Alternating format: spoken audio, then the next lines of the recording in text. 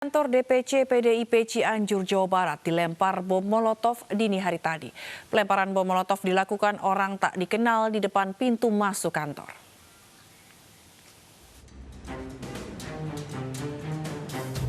Pelemparan bom Molotov ke kantor PDI Perjuangan Cianjur di Jalan Kiai Abdullah bin Nuk dini hari tadi sempat membakar pintu masuk kantor PDIP Cianjur. Meski tidak mengalami kerusakan yang cukup berarti, pengurus DPC PDIP Cianjur merasa khawatir dengan adanya teror bom Molotov.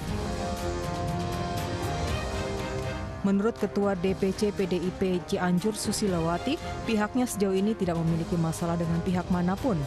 Pihaknya tidak mau menduga-duga siapa dalang di balik pelemparan bom Molotov ke kantornya. Pengurus PDI Perjuangan Cianjur telah menyerahkan rekaman CCTV ke pihak kepolisian untuk mempermudah penyelidikan. Yang Pak Kapolres yang menginformasikan langsung kepada saya bahwa di DPC terjadi pelemparan bom Molotov, kan? Nah, langsung bergerak cepat karena di sini juga ada sekretariat dan didampingi oleh Pak Obed melakukan laporan langsung ke Polres. Di kejadiannya dini hari ya, sekitar jam 3. Sebelumnya aksi pelemparan bom Molotov oleh orang tak dikenal juga terjadi di Sekretariat Pengurus Anak Cabang PAC PDIP Kecamatan Cilengsi, Kabupaten Bogor, Jawa Barat. Pihak kepolisian sempat masih selidiki kasus tersebut. Pihak PDI Perjuangan meminta agar pihak kepolisian segera mengungkap kasus ini dan berharap agar kejadian serupa tidak terulang di tempat yang lain. Dari Cianjur, Jawa Barat, Muhammad Andi Isyan, iNews melaporkan. Sejumlah warga Solo membuat gerakan kota kosong untuk melawan pasangan Gibran Teguh yang berpotensi menjadi calon tunggal. Meski demikian, Gibran tegaskan siap bertarung di Pilkada 2020 baik melawan pasangan lain maupun kota kosong.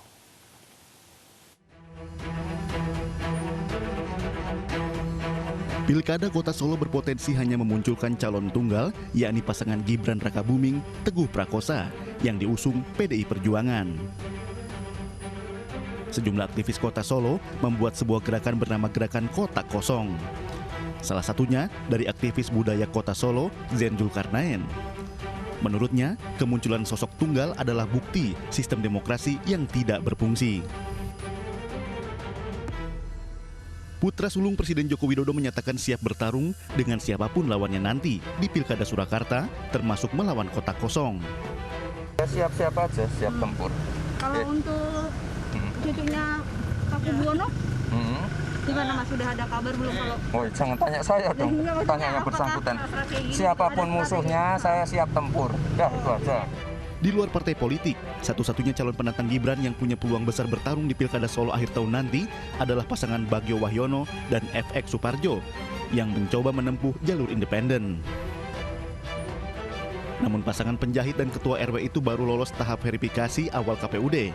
Masih ada beberapa tahapan lagi untuk menjadi peserta resmi Pilkada Surakarta. Selain itu muncul juga sosok dari bangsawan Solo, yaitu Bendoro Raden Ajeng Putri Wulansari Dewi, serta Bendoro Raden Mas Suryo Sailendra Supomo yang siap bertarung di Pilkada Surakarta. Namun belum ada kendaraan politik membuat langkah mereka berat. Kecuali PKS bisa membentuk koalisi di saat terakhir dan mendaftarkannya ke KPUD awal September nanti.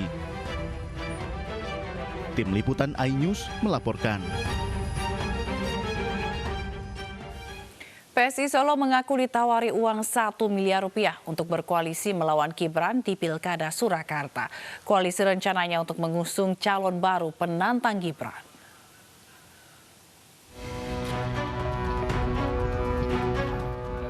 Lobi-lobi politik menjelang pendaftaran pasangan calon untuk Pilkada Surakarta gencar dilakukan sejumlah pihak.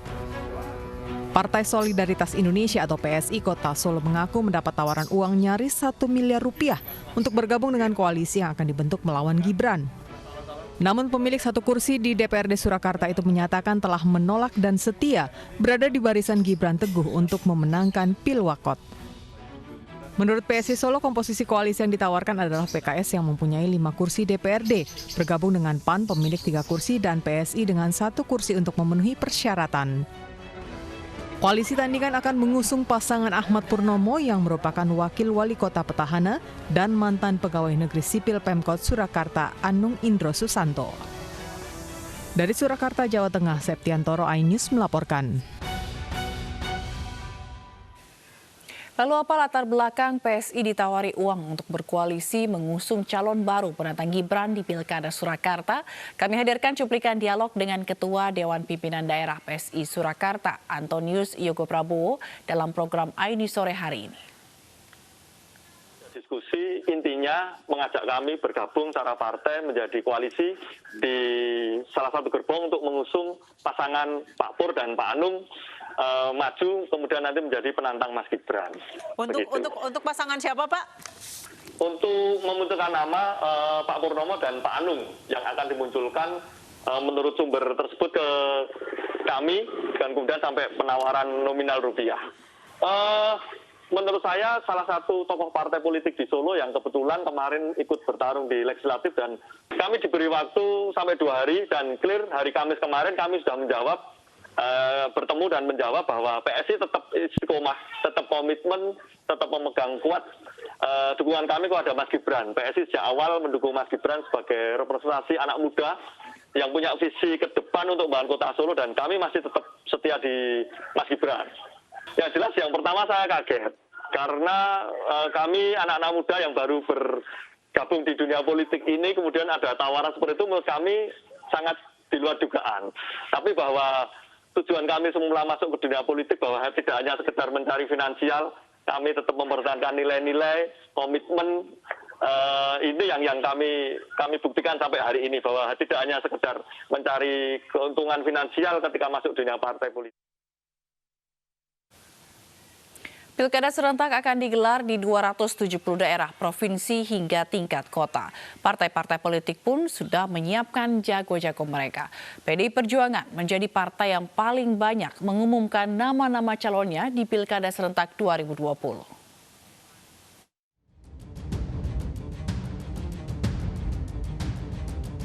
Partai-partai politik akan saling bertarung dalam gelaran Pilkada serentak 9 Desember mendatang. PDI Perjuangan menjadi partai yang paling siap dibandingkan partai lain.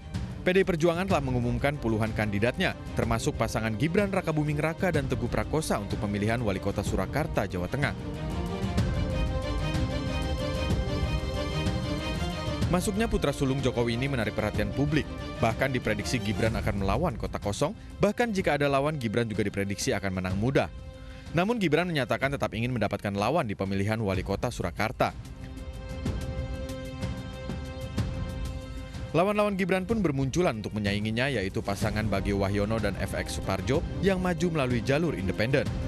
Mereka sudah lolos tahap verifikasi awal KPUD. Masih beberapa tahapan lagi untuk pasangan penjahit dan ketua RW ini bisa menjadi peserta resmi memperebutkan kursi Wali Kota Surakarta. Sosok lain yang ingin meramaikan Pilkada Solo adalah Putri Keraton Surakarta, Bendoro Raden Ajeng Putri Wulansari Dewi. Ia mengaku sudah menjalin komunikasi dengan Partai Keadilan Sejahtera.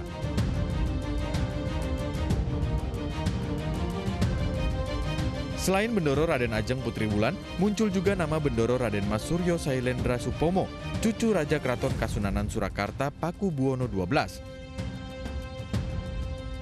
Sailendra merupakan putra dari Gusti Kanjeng Ratu Ayukus Indria yang saat ini menjadi anggota Dewan Pertimbangan Daerah Republik Indonesia. Di Kota Medan, Sumatera Utara, PDI Perjuangan dan Gerindra mengusung menantu Presiden Joko Widodo, Bobi Nasution. Gerindra mengajukan kadernya Aulia Rahman, Ketua Komisi 2 DPRD Kota Medan menjadi pasangan Bobi. Tidak hanya Gerindra, Golkar dan PAN pun siap menyokong Bobi di Kota Medan. Pilkada serentak akan digelar di 270 daerah, terdiri dari 9 provinsi, 224 kabupaten dan 37 kota, termasuk Kota Makassar yang menggelar pilkada ulang. Masa kampanye Pilkada serentak akan dimulai 26 September hingga 5 Desember 2020. Kampanye ini meliputi tatap muka terbatas, debat publik hingga kampanye di media massa.